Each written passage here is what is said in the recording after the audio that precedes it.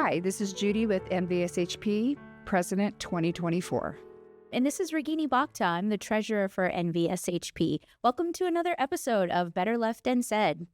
Welcome to episode 9, A Day in the Life of Dr. Nguyen. David is the director of pharmacy at Southern Hills Hospital and Medical Center. Your path to your position is unconventional, and we want to learn more about it. Then we'll dive into what your day looks like. So, David, tell us about how you got this opportunity to be in pharmacy leadership. So before I start, I just want to say thank you for having me here today. So You're welcome. Be prepared for people to come up and ask for your autograph. You'll be famous after. So it's always a pleasure. When Ragini reached out to me, so I don't know if you guys know, but she used to be my professor. So she has a soft spot in my heart. So I still remember where you sat. 2 o'clock. I still remember why I sat. But so, I'm sorry, Judy, what was your question? So my question is, how you got to this opportunity to be in pharmacy leadership? Tell us about it. Oh, wow. I feel like it's so long ago. Definitely been blessed with luck and just knowing the right people, to be honest with you. I don't know what the conventional path is, to be honest with you, but I will say I did not do a residency at all in pharmacy. I don't have my MBA either. Leadership was not anything I've ever, thought I would end up in. I mean, one, school doesn't really teach you that. Yeah. I attended Roseman, and at Roseman I did, participate in organizations, leadership in organizations, but you never think about, I want to be a director of pharmacy. It's never been a thing, at least not for me. I know there are leadership residencies, but honestly, I think things just fell into place for me. After graduation, I started at CVS, worked there for, I think, about a month, 2 months. That sounds about right. And there was a position open at Sunrise Hospital, and I did a rotation there. So I reached out to my preceptor there, luckily got an interview. I was hopeful, and they ended up giving me a job offer, and that's how my hospital career started. And then at Sunrise, probably 2 or 3 years into it, they asked me to be the charge pharmacist, or trained to be charge pharmacist. So it's a shift there. Didn't think I wanted to do that, and I end up loving it. I love one, you get to learn more of the ins and outs of the operations, just not just order verification or just clinical dosing and things like that, but you get to learn the ins and outs. You get to learn more of what the pharmacy technician does, what the pharmacy has to do in order to meet the needs of, the other departments within the hospital. And I loved it. I love managing the different personalities. Never thought that'd be something I would want to do. I mean, it's a certain type of person that would like that challenge. I mean, it's a challenge. Don't get me wrong. Yeah. It's definitely a challenge, but I do enjoy it. I've been able to meet really great people, really great students, things like that. But that's how I end up in leadership. Great. That's awesome. So would you say after graduation, you really just networked and got to know the right people and took chances on things that you probably wouldn't have, like going from CVS to the hospital? It sounds like that's what you did. Yeah, no, exactly, right? You have to know what opportunities there are and when to take advantage of it. The networking part, honestly, probably starts before graduation. Mm-hmm. Good point. It's the old adage that pharmacy is a small world, and after being in a director position, it totally is true. Anytime I need to hire or want to hire someone, I pretty much will know someone who knows them. So pharmacy is a really small world. And so, they teach you, professors teach you that you should treat every rotation as a job interview. And I mean, honestly, I can't say how true that really is. So it's definitely something to take into account to all you students out there. But for sure, networking starts way before graduation. I mean, we're in a doctorate program. So anyone you meet, whether it be a fellow student, a professor, and, teachers and things like that, I mean, there are your avenues to different opportunities. So you were just saying that any opportunity could lead to something else. Yeah, I think that's how you look at it, every interaction you have with a person yeah. can lead to any opportunities, and you have to be willing to take risks for sure. So That's change is tough.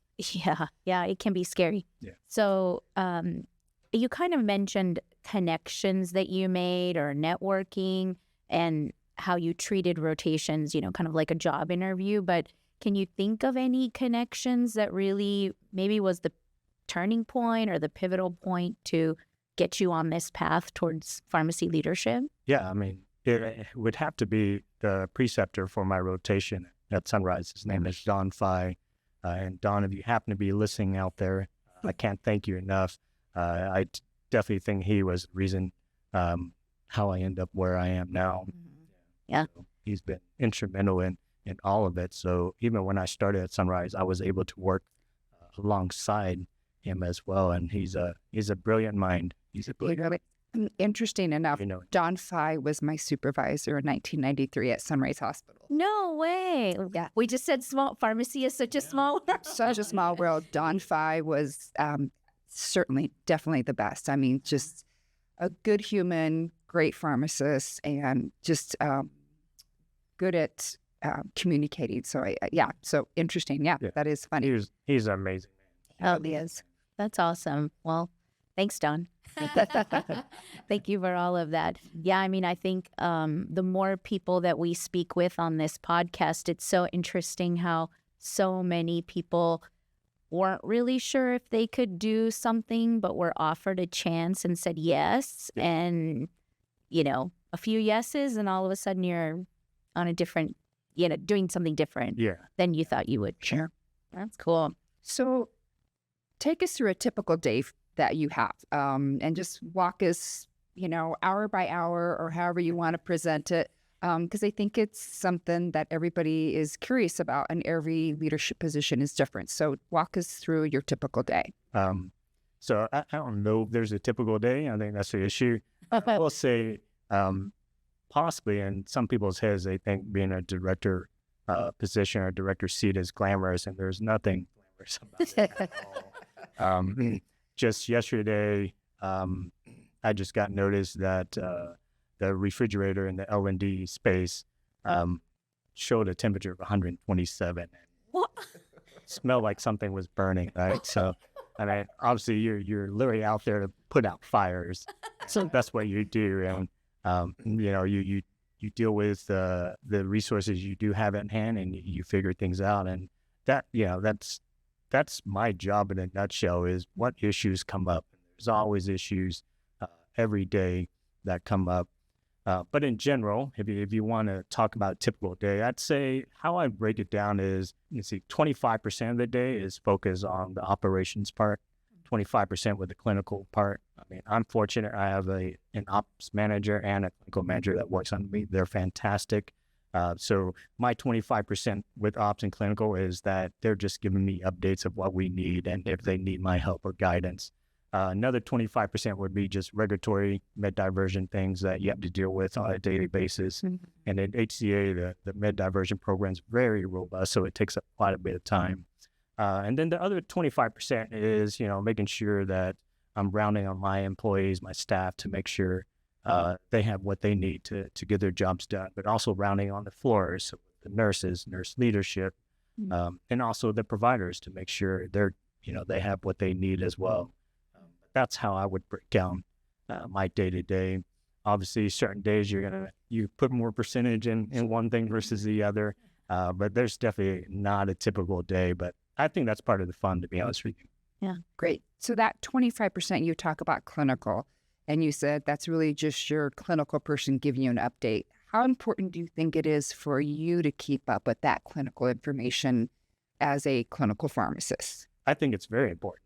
Can it easily be done? It's very hard to be done when you're focused on operations. It's very hard to, I'm sure you guys know how fast clinical guidelines change, and, to be a great hospital with great patient care, you got to be on top of it. But as a director, it's hard to be focused solely on clinical. But if you're asking how important it is, it's very important. Something simple as handling a drug shortage. Like you have to know what alternatives are out there, or if there are ways of changing treatment where, you can save on supplies and things like that. No. So I would say it's very important, but I would also be honest that being in the director chair, it's a lot harder to do. So I do rely on my clinical manager a lot. Right. That's awesome that you have someone like that. When you were first talking about the fridge and labor and delivery, I was like, I always think about the director of pharmacy position a little bit like a whack-a-mole. Like there's always something coming up. So which one are you going to knock out first? And, which ones can wait till tomorrow type of thing. And sometimes it's me changing out the fridge. Oh, my goodness. So, Oh, my goodness. Well, that's really interesting. Thanks for walking us through that. What would you say are some pros and cons of your current position? I mean, the pros, I love what I do. I love different personalities I get to work with. I will say that's probably the most challenging part of my job is that you have to learn, communication is key in any field you're at. But you have to realize everyone communicates differently. And I think it's fun to learn, especially when the light bulb goes off, like, oh, this is how this person prefers to be. Some people prefer to be told exactly what to do. And some people, you just tell them what you want at the end. But you have to learn that. Yeah. So I love it. And then I love to get to know them on a personal level. Obviously, I'm their boss, so I keep it as professional as possible. But I do like to learn, their personal lives and things, what makes them happy, things that they're going through, so that, I do feel like we're family there. And I know that sounds cliche, but that is how I treat them. I just see it as my job is, I'm the voice for all of them. But I do get to know them on a personal level. So the pros, I love that the most. Yeah. I have time to do that. Yeah. The cons would be just, I think, just dealing with the business aspect of it. Judy, I think you mentioned earlier about the MBA. I don't have an MBA, so I'm sure that was a learning part for me, just to learn the finances and things like that. Also having to teach myself Excel. You got to be really good at pivot tables, right? Where's that YouTube video? Exactly. I have Excel for Dummies. I'll be honest with you. I like it. I use it, but yeah, YouTube, Google. Yeah. That's how you do it. I would say that's the most boring part of my job is just the analyzing data. I mean, recognize, but that's the most boring part of my job is analyzing data, looking at labor, productivity, things like that. But I spend a lot of time doing it. Yeah. I think one thing that I just kind of thought of while you were talking is it sounds like so much, like if someone were thinking about, at least when I've talked to friends, and if there was some leadership position available, everyone's always like, I don't know, it sounds like overwhelming. Or do you have a way to just turn it off? I mean, the pharmacy's open 24 hours a day, 7 days a week. So how do you shut it off, so to speak? So I guess this kind of is along with your previous question of pros and cons. So the pros is obviously I get to have some flexibility in my schedule because I'm here today. Yeah. But you can't turn that off as a director. Yeah. It's a hospital operations 24/7. So my phone is 24/7. I love my staff. So if you guys are listening, thank you. They try their best not to bother me. And I think that's very evident. But you can't really turn that off in general. But I have my own ways of just kind of decompressing and handling stress. So I have a 2-year-old daughter at home now. So that's one thing I look forward to after work is going home and spending some time with her. Yeah. I recently got an Aura ring, and I'm not being paid for this. We are not sponsored. Just kind of tracking stress levels and sleep, things like that. Yeah. It kind of walks you through like, oh, it's time to breathe. And I know an Apple Watch does that. Everyone's saying they get with the times. Apple Watch is there, but I just wanted something just less conspicuous and not having to wear it on my wrist. But that's one thing I do. I love to read. And not reading studies and things like that. I just love to read in general. And so you got to make time to get away from these things. Work-life balance. That's probably. But it's hard to do. Yes. Yeah. Yeah. I can understand. So if we were to ask your staff what your leadership style is, what do you think they would say? um, so I can be very picky on little things, and I'm very detailed oriented. I would say that I like to be hands off, be there as guidance. But if you were to ask them, they'd probably say I like things a certain way. At least you're recognizing that. That's the first So step. I'm totally okay. I think my managers would tell you that too. Like I leave it up to them to solve issues. But if I don't like something, I will tell them that this is how I prefer it. I typically am nice about it. We're just like, oh, I prefer it to be this color instead. So I can be detail oriented. I mean, ultimately, you know, when you're the pharmacy director, you're the pharmacist in charge. So your license is on that. So if you're gonna get cited for something, at least it's your decision. I do rely heavily on my managers, and I think allow them a lot of latitude in getting things done. But yeah, I'm very detail oriented and can be picky sometimes. Okay. I for sure will know that they would say that. At least you know, right? Yeah, That's yeah. for sure. If you communicate that clearly, I don't know that anyone would mind it. You know what I mean? I hope so. Yeah, at least for me. What is new and upcoming at Southern Hills? That's, what can the community look forward to? I think there was some expansion that was happening Yeah. a bit ago. So tell us a little bit about that. Yeah. So I don't know if you guys have been to Southern Hills recently or even driven by, but Yes. there's cranes everywhere. We are expanding. We're currently 265 beds. We're looking and 5 floors, so we expand to 6th and 7th floor. Holy cow. That's nice. We're expanding to 4 more OR suites. Wow.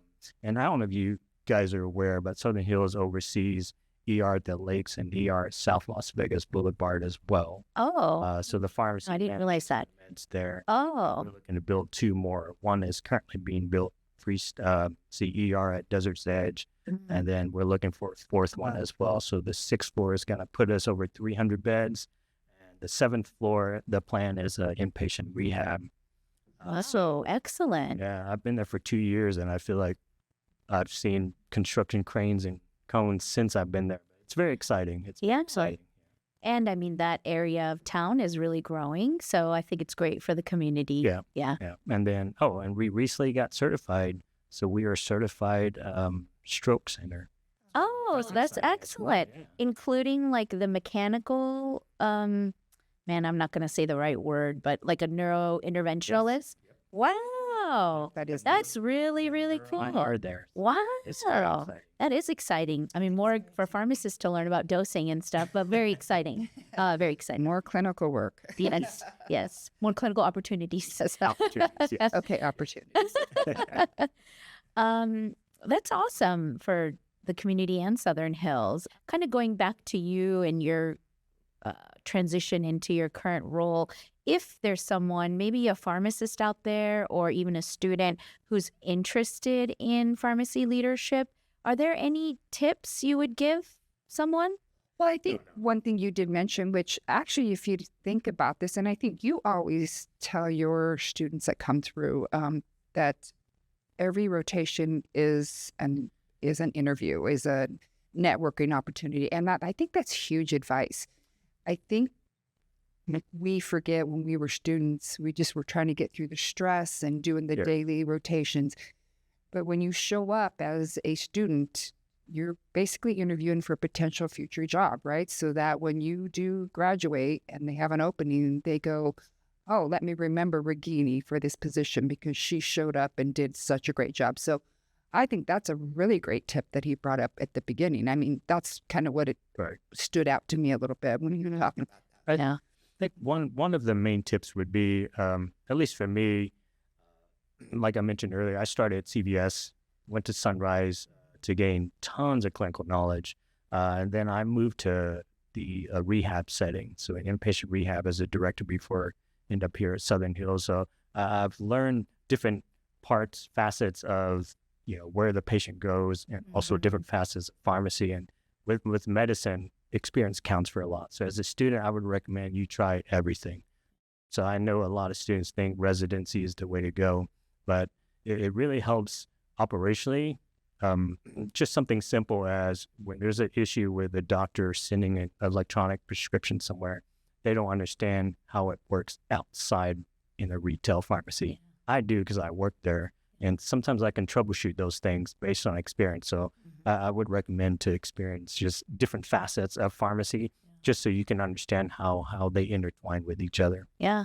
I think back, I know this podcast is not about me, but even in my own career, Sure. I started in hospital pharmacy in Kansas City, and then I kind of switched to academia, But even doing that switch, like there's so many things that you kind of were like, I don't think I'm ever going to use this. And then you switch to something else and you're like, holy cow, I kind of can help this situation that they're having. I can't believe it, So even people who are already pharmacists, like if you are interested in something different, if there's an opportunity, like NVSHP throws out opportunities all the time, like just say yes. You just really never know where that might end up. Yeah, I agree. You were president of NVSHP too. I was. Yeah. Was it like 2017, 2018? Yeah. I think right before me. I think about that now, and I probably was way too young in my career to handle that. You were a great president. I tried. I was on the board. You were great. It definitely was a huge learning experience. And, this goes back to how important networking is. Right? Yeah. That was really cool. I remember attending all the president's leadership retreat or something. Yes. There's that national one. Yeah. Super cool experience. But, I would definitely tell the students to experience whatever they can, because it's always going to help you when you can experience everything. Yeah. They're going to expect you to know whether a patient can discharge to a skilled nursing facility on a certain medication. Yeah. And if you're not familiar with that, or what a skilled nursing facility can do, you won't know the answer. Yeah. And I have to say, I think every facet of pharmacy is helpful to be able to develop your leadership skills. And also around town, if you need help, I'm sure your counterparts at Sunrise, if you pick up the phone, are always there for you. Even if it's UMC, it seems like there's a nice cohesive bond with directors of pharmacy if you're in need of any of advice. So it just seems like it's a small world still, with that part of it. It is. It is. There's probably only like less than 15 people in town who understand what you go through on a daily basis. Yeah. So, and you're right. There's issues that come up. You'll reach out to other facilities and just straight up say, hey, like, how are you handling this? Advice is always nice to be able to get from others. So. I think one of the first director's breakfasts I went to for NVSHP, somebody was saying, oh, you at whatever hospital, you all have the liposomal bupivacaine. That's what the surgeon told us. And the person from that other facility was like, no, we don't. They told us you have the liposomal. It was so funny, but just talking, just that little thing, and it's like, oh, they're duping both of us. So it's good to be in communication with everyone in the community, because we all suffer from the same issues. Yeah, definitely.